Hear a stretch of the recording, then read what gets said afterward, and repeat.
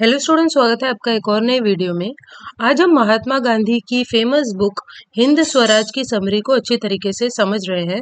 इस वर्क में महात्मा गांधी ने हमें बताया है कि कैसे हम इंडियंस को स्वराज यानी खुद का रूल स्थापित करना होगा और ब्रिटिशर्स से हम कैसे मुक्ति पा सकते हैं। इन सारे टॉपिक्स पर इस बुक में डिस्कशन हुआ है। तो चलिए अब हम लोग इस बुक के इंट्रोडक्शन को देखते हैं और उसके बाद फिर समरी को अच्छे तरीके से समझते हैं।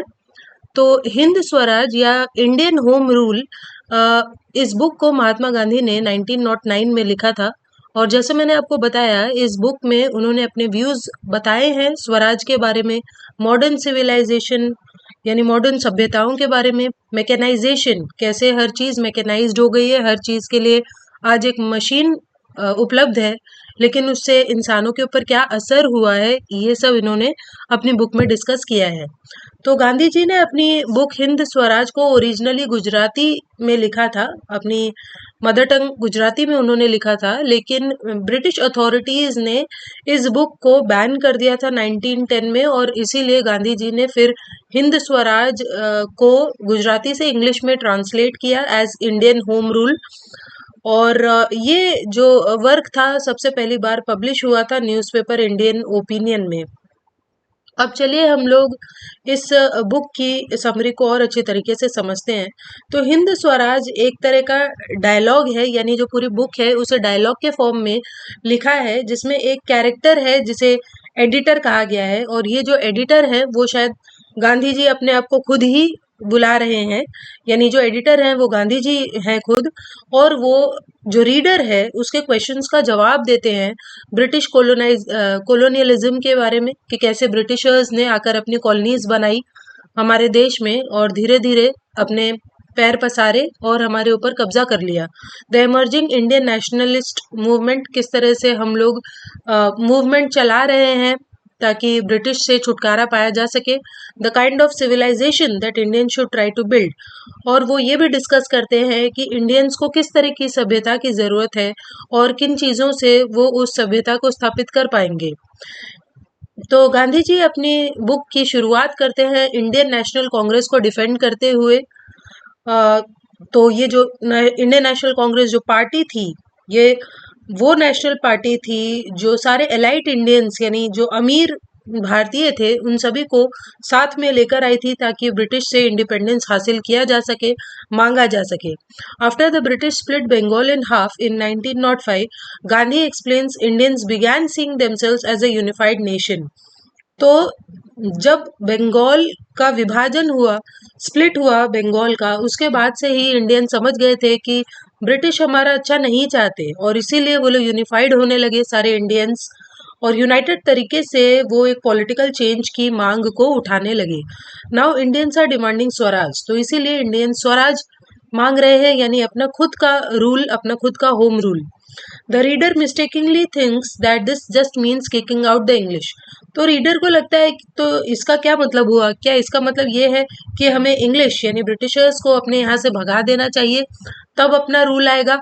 लेकिन एडिटर यानी गांधी जी कहते हैं कि सिर्फ ब्रिटिशर्स को यहाँ से भगा देने से कुछ भी बदलेगा नहीं। Unless Indians learn to govern themselves fairly and sustainably, India will simply have English rule without the English man. तो वो कहते हैं कि जब तक हम अपने आप को ठीक तरीके से गवर्न करना नहीं सीखेंगे, तब तक इंडिया में सिर्फ English rule without the English man, यानी इंग्लिश मैन चले भी गए तो भी इंग्लिश रूल ही बना रहेगा। इसीलिए हमें अपने आप को ठीक तरीके से गवर्न करना सीखना होगा। England's parliament is stagnant and its politicians are corrupt. तो वो बताते हैं, यानी जो एडिटर है वो बता रहा है कि किस तरीके से इंग्लैंड का जो पार्लियामेंट है वो करप्ट है, पॉलिटिशियंस जो वहाँ के राजनीतिज्ञ हैं वो भी करप्ट हैं, जिसकी वजह से जो इंग्लिश लोग हैं वो काफी पावरलेस हो गए हैं, वो पॉलिसीज को चेंज नहीं कर पा रहे। तो इसके बाद वो इस प्रॉब्लम पे और ज्यादा प्रकाश डालते हुए बता रहे हैं कि कैसे इंग्लैंड की सबसे बड़ी समस्या है मॉडर्न सिविलाइजेशन, यानी जो वो लोग जो बहुत ज्यादा मॉडर्न बने फिरते हैं, उनकी जो सभ्यता है यही सबसे बड़ी उनकी गलती है। द वे ऑफ लाइफ, उनकी जो लाइफ है दैट प्रायोरिटाइजेस बॉडीली वेलफेयर, तो वो लोग उनका जो रहने का तरीका है जिसमें वो लोग सिर्फ अपने शरीर पर ध्यान देते हैं, अपने मन पर नहीं, वैल्यूज पर नहीं। और पीपल्स मटेरियल डिजायर्स, तो लोग जो हैं वो सिर्फ अपने मटेरियल डिजायर्स पे कंसंट्रेट कर रहे हैं, अपनी इच्छाओं की पूर्ति के लिए वो कुछ भी कर रहे हैं। So while Europeans obsessively build new technologies, और अपनी इच्छाओं की पूर्ति के लिए वो लोग नई नई टेक्नोलॉजीज बना रहे हैं। Produce more and more wealth, ज्यादा से ज्यादा पैसा कमाने की होड़ में लगे हुए हैं। They have plundered and enslave the world, और ज्यादा से ज्यादा पैसा कमाने के लिए ही उन्होंने पूरी दुनिया को प्लंडर कर रखा है, लूट रखा है और एनस्लेव कर दिया है, यानी कि अपना गुलाम बना लिया है। लेकिन ये सब चीजें करने से भी उन्हें शांति नहीं मिली। वर्स्ट ऑफ ऑल, तो सबसे बुरा तो ये हुआ है यूरोपियंस के साथ कि they have lost site of their moral and spiritual needs. वो लोग भूल गए हैं कि सिर्फ अपनी डिजायर्स को पूरा करने से मन की शांति नहीं मिलेगी। हमें अपने मॉरल और स्पिरिचुअल नीड्स पर ध्यान देना होगा, यानी कि हमारी आत्मा क्या चाहती है, हमें क्या वैल्यूज की जरूरत है, ये हमें समझना होगा। देयर मटेरियल डिजायर्स आर इनसैटिएबल, हमें समझना होगा कि ये जो मटेरियल डिजायर्स हैं, इच्छाएं हैं, वो इनसैटिएबल हैं, वो कभी खत्म नहीं होंगी। The more luxuries they have the more they want, तो जितना ज्यादा लग्जरीज के पीछे वो भागते हैं ब्रिटिशर्स, उससे ज्यादा ही उनको चाहिए होता है हमेशा। और इसी चीज में वो फंस चुके हैं, और इसीलिए हर जगह कॉलोनीज बना रहे हैं ताकि अपना इकोनॉमिक एक्सपेंशन कर सकें, अपने पैर फैलाते रहें, लेकिन इससे भी उन्हें कुछ हासिल नहीं हो रहा है। Even though the English brought modern civilisation to India, the editor argues that Indians are responsible for giving up India. तो ये जो मॉडर्न सिविलाइजेशन है, इसे इंग्लिश यानी जो ब्रिटिशर्स हैं वही इंडिया लेकर आए थे, लेकिन फिर भी एडिटर कहते हैं कि इंडियंस की अपनी खुद की गलती की वजह से उन्होंने अपना देश खो दिया है। आखिर हमने ही ब्रिटिशर्स से ट्रेड करने की सोची, और उन्हीं के साथ हम लोगों ने दूसरे देशों के साथ लड़ाई भी की है। As a result Indians have lost their own distinctive way of life, और इसीलिए जो इंडियंस हैं उन्होंने अपनी खुद की जीने की कला को गंवा दिया है, छोड़ दिया है, और अपनी बिलीव्स को वो भूल चुके हैं। Meanwhile the modern railway network, तो मॉडर्न रेलवे नेटवर्क के बारे में भी गांधी जी बात करते हैं कि किस तरीके से ये एक बहुत ही डेंजरस टूल है, एक बहुत ही खतरनाक चीज है मॉडर्न रेलवे, जिसके जरिए इंडिया के सारे रिसोर्सेस को प्लंडर किया जा रहा है, लूटा जा रहा है इंडिया के रिसोर्सेस को, और यहाँ के लोगों को गुलाम बनाया जा रहा है। Rather than living self-sufficiently in their village communities, farmers now have to sell everything to the British. तो जहाँ एक टाइम पर जो सारे किसान थे वो अपने गांव में सेल्फ सफिशिएंट तरीके से शांति से रहते थे, लेकिन अब उन्हें सब कुछ ब्रिटिशर्स को बेचना पड़ता है, जो भी कुछ वो लोग उगाते हैं, और ये सब भी रेलवे के कारण है। तो सब कुछ बेच देने के कारण फेमाइंस हो रही है, गाँव में सूखा पड़ रहा है, किसी के पास खाने पीने के लिए कुछ नहीं है। इसके बाद वो हिंदू मुस्लिम के यूनिटी के बारे में बात करते हैं कि कैसे हिंदू और मुस्लिम यहाँ सदियों से हमारे देश में शांति से रहते आए हैं, लेकिन आज इंग्लिश यानी ब्रिटिशर्स की वजह से डिवाइड एंड कॉन्कर जैसी चीजें हो रही है, डिवीजन हो रहा है लोगों का। इसके बाद वो लॉयर्स और डॉक्टर्स के बारे में बताते हैं कि कैसे जो लॉयर्स हैं वो अमीरों की मदद करते हैं, फिर चाहे अमीरों ने कुछ कितना भी गुनाह किया हो, तो जो लॉयर्स हैं वो इस तरीके से प्रॉफिट कमाते हैं कॉन्फ्लिक्ट करवाकर, एक्सरबेटेटिंग कॉन्फ्लिक्ट एंड डिवीजन। तो कॉन्फ्लिक्ट लड़ाई झगड़े के जरिए ये लोग अमीरों से और ज्यादा प्रॉफिट कमाते हैं। Western train doctors treat the symptoms, वो डॉक्टर्स के बारे में भी गांधी जी बात करते हैं और कहते हैं कि जो वेस्टर्न ट्रेन डॉक्टर्स हैं, यानी जो बाहरी मेडिसिन सीख कर आए हुए जो डॉक्टर्स हैं, वो सिर्फ सिम्टम्स को ठीक करते हैं, बीमारी की जड़ तक नहीं जाते, और इसी वजह से जो लोग हैं वो पूरी तरीके से ठीक ही नहीं होते। He argues that true happiness comes from the mind. इसके बाद फिर वो हैप्पीनेस के बारे में बात करते हैं कि कैसे जो असली खुशी है वो हमारे माइंड से, हमारी आत्मा से आ सकती है, शरीर से नहीं। और इसीलिए मॉरल पीपल यानी जो सभ्य लोग हैं उन्हें अपने माइंड को और पैशंस को कंट्रोल में लाना सीखना होगा। Such people also live materially humble but spiritually rich lives as Indians traditionally did for centuries before the English arrived. तो ऐसे लोग भले ही मटेरियली यानी उनके पास चीजें ना हो, मटेरियली तो हम्बल है, लेकिन स्पिरिचुअली वो लोग बहुत ही रिच लाइव्स जीते हैं। तो इंडियंस हमेशा से, इंग्लिश लोगों के आने के पहले इंडियंस हमेशा से इसी तरीके से ट्रेडिशनली जीते आए हैं। But the editor clarifies that he is not defending certain oppressive practices. लेकिन एडिटर बताते हैं कि वो पुराने जमाने की सभी चीजों को अप्रिशिएट नहीं कर रहे हैं, ना ही डिफेंड कर रहे हैं, जैसे कि चाइल्ड मैरिज या एनिमल सैक्रिफाइस, बाल विवाह जो होते थे, या जानवरों को जो सैक्रिफाइस किया जाता था, इन चीजों के वो सख्त खिलाफ हैं। The editor goes on to argue that the real meaning of swaraj is achieving freedom and reinstating true civilisation. तो वो बताते हैं कि स्वराज का असली मतलब क्या होगा। स्वराज का मतलब सिर्फ ब्रिटिशर्स से आजादी पाना नहीं है।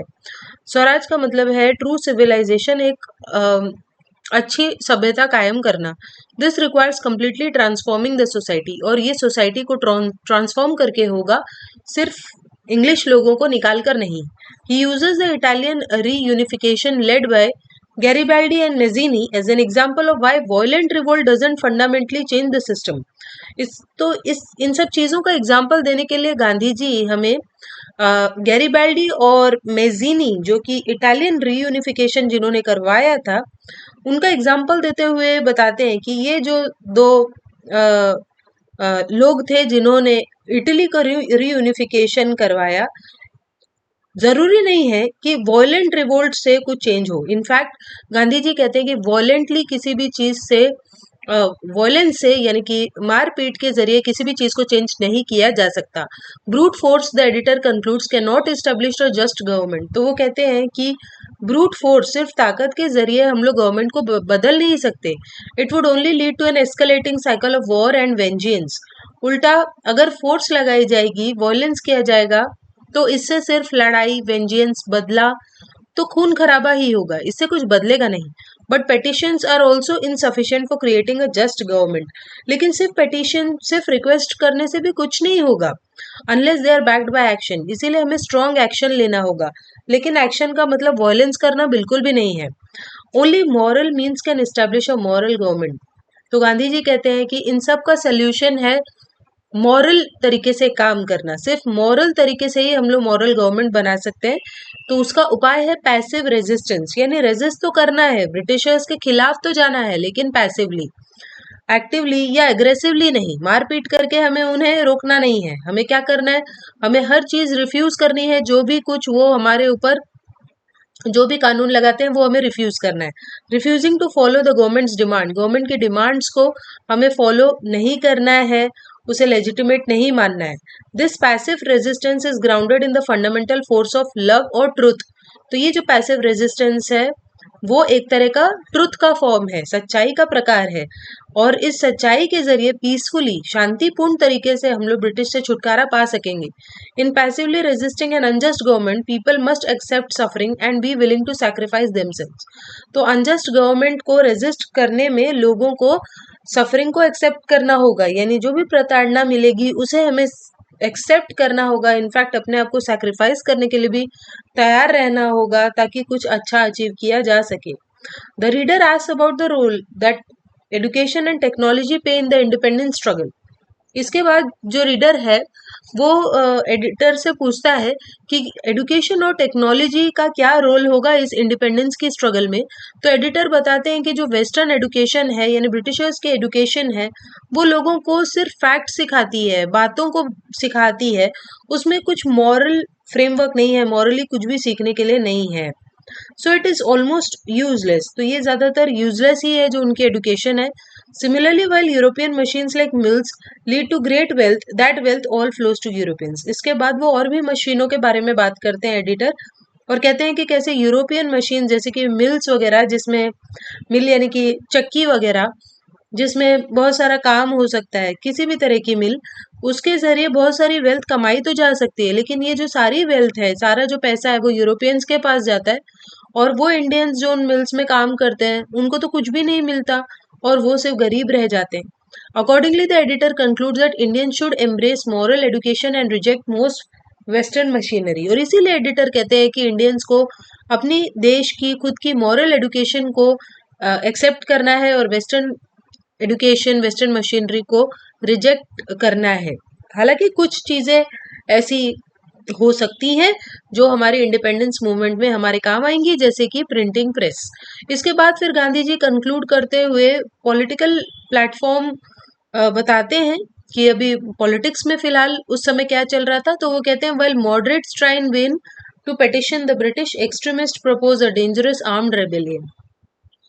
तो यहाँ पर वो इंडियन नेशनल कांग्रेस के बारे में बात कर रहे हैं, जो दो गुटों में बट गई थी, दो ग्रुप्स में डिवाइड हो गई थी। एक मॉडरेट्स थे, मॉडरेट लीडर्स, जो बहुत ही शांतिपूर्ण ढंग से ब्रिटिशर्स को सिर्फ पेटिशंस भेजते थे, रिक्वेस्ट भेजते थे। दूसरे थे एक्सट्रीमिस्ट, जो ऐसे लीडर्स थे जो वायलेंस के जरिए एक्सट्रीम तरीकों से ब्रिटिशर्स को अपनी बात मनवाना चाहते थे। तो गांधी जी कहते हैं कि ये दोनों ही तरीके ठीक नहीं है, हमें पैसिवली रेजिस्ट करना होगा in effective response to tyranny. Tyranny यानी ये जो क्रूएल्टी दिखा रहे हैं ब्रिटिशर्स, हमारे ऊपर अत्याचार कर रहे हैं, उसका सबसे बेस्ट तरीका पैसिव रेजिस्टेंस ही है। True home rule requires Indians to rule themselves. तो ट्रू होम रूल का मतलब है जहाँ पर इंडियंस अपने आप को रूल करना सीख जाएंगे और ट्रेडिशनल इंडियन प्रैक्टिसेस को एम्ब्रेस करेंगे, एक्सेप्ट करेंगे। सिर्फ ब्रिटिशर्स को बाहर निकालने से कुछ नहीं होगा। He instructs Indians to weave their own cloth by hand. तो वो कहते हैं कि इंडियंस को अपना खुद का कपड़ा बनाना होगा, ब्रिटिश गुड्स को बॉयकॉट करना होगा, छोड़ देना होगा और सफरिंग को एक्सेप्ट करना होगा, फिर चाहे जेल मिले, एग्जाइल मिले या मौत की सजा क्यों ना मिले, ये सब चीजें एक्सेप्ट करनी होगी, तभी हमें स्वराज मिल पाएगा। सो यहीं पर ये जो बुक है इसकी समरी खत्म हो जाती है। आई होप आपको ये समझ में आई होगी। सो चलिए हम मिलते हैं नेक्स्ट वीडियो में, तब तक के लिए बाय।